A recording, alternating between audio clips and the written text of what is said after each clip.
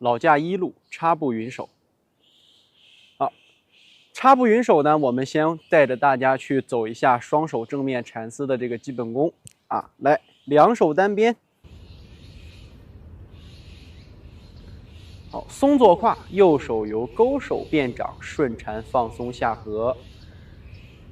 当胯下沉，蹬右腿，穿右掌，左手自然放松下落。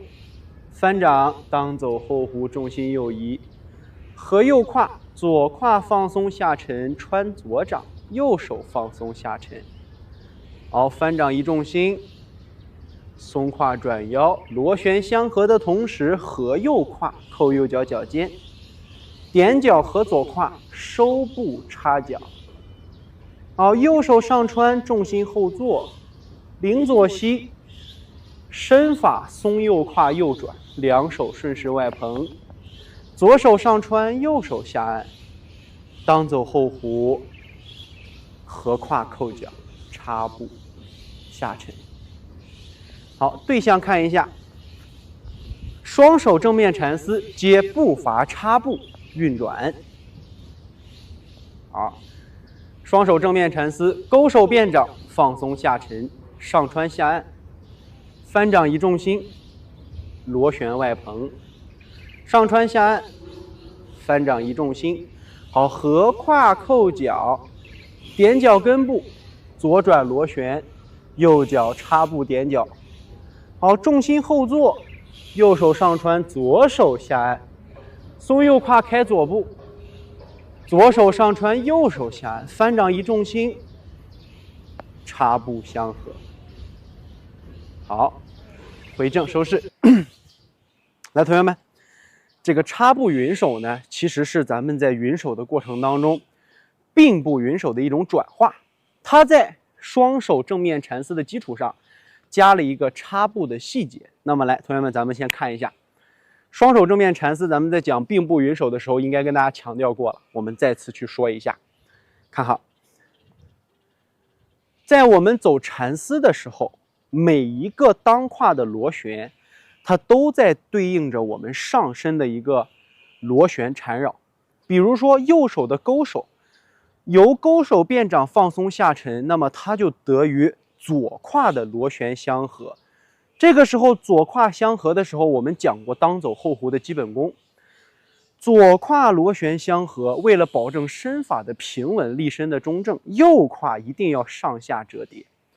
勾手随身法螺旋的时候，顺缠放松，下势合手。哎，这个时候我们想想，手合在这儿了，想让手从下向上穿掌，靠的是什么？靠的是右胯折叠时尽力沉在了右脚脚后跟上。哎，非常放松，一蹬一蓬，右手顺势向上穿蓬，然后再翻掌移重心。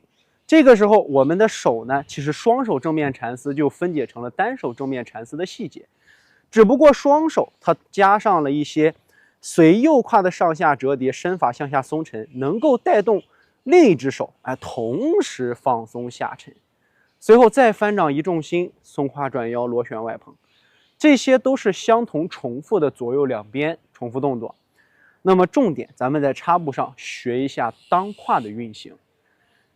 大家可以看到，我们很多同学问的第一个问题说，老师，我插步的时候，我在开步的过程里走的这个线路是直线还是斜线？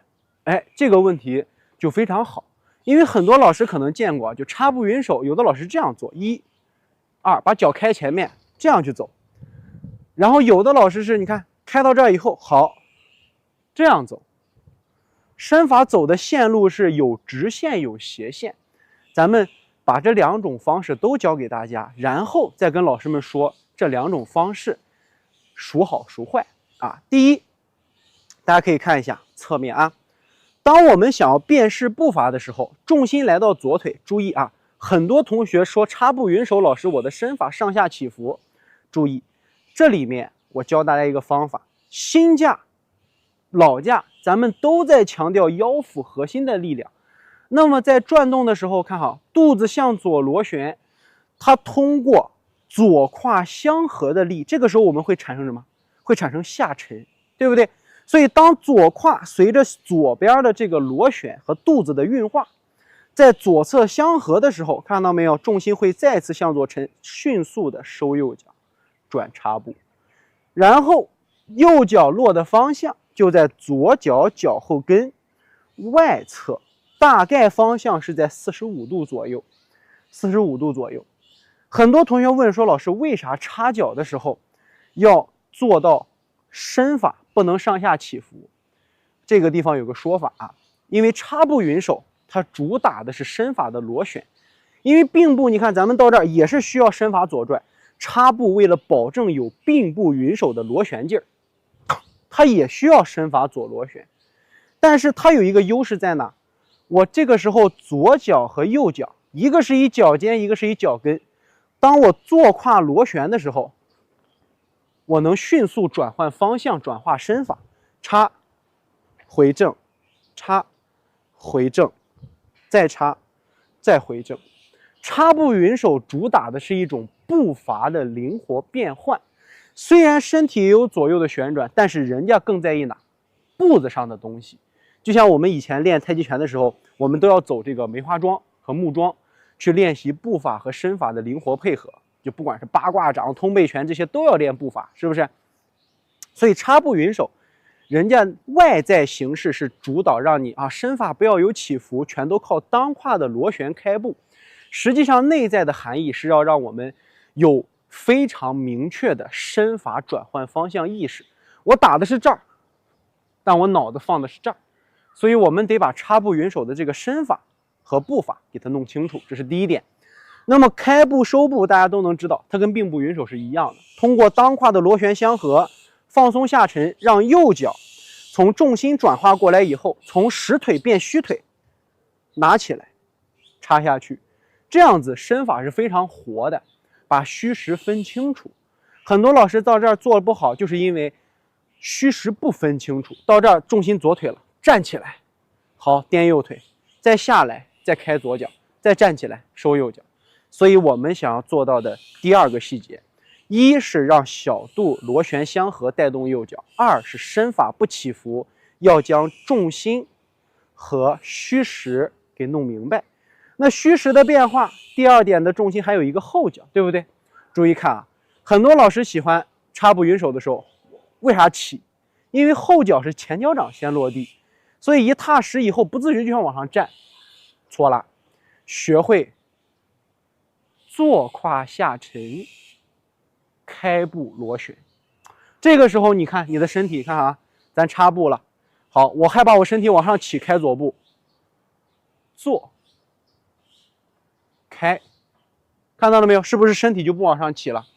所以整个过程里面，你的当胯的螺旋和开合，它是存在于一个身法下沉当中的变化，而不是拿脚尖小腿的力量把自己点起来，这都能明白，是不是？那咱继续往后，只要这两个细节能弄清楚，那插步云手没有难点了。把这个位置弄好以后，我们最后回到咱的最初问题里，我是走平线好还是走斜线好？看好它分为不同的情况。如果当我们走的是直线，我的脚一定会和右脚形成一个不再有这种当胯产生非常大的螺旋的意识了。那它对应的是什么？它对应的是一种腿法的应用啊，对应的是腿法应用。那如果我走直线，那我对应的就是身法的应用。所以每一个动作里面，大家这个地方呢需要去了解一下就行了。因为我们的基础班呢，如果把这个东西给大家讲的深的话，大家会学到一些类似于高级班的攻防含义，就是咱们说的这个打法，还把很多初学者的同学理解不到。实际上呢，一种是这种感觉蹬腿，一种呢就是落完以后这种感觉。所以分两种不同的现象，就像我们不管学拳击还是学散打一样，步伐的变化跟这是一个道理。所以不管你走直线还是走平行线，但得要记住一个意识，你这个动作想要表达的尽力、思想和方向是内在的原因是啥？如果直接上来就是我不管走直线也行，走平线也行，只是做一个外形，那么这个叉步云手其实和你的并步云手一点差别都没有。所以我们得突出不同的云手所表达的内涵是什么。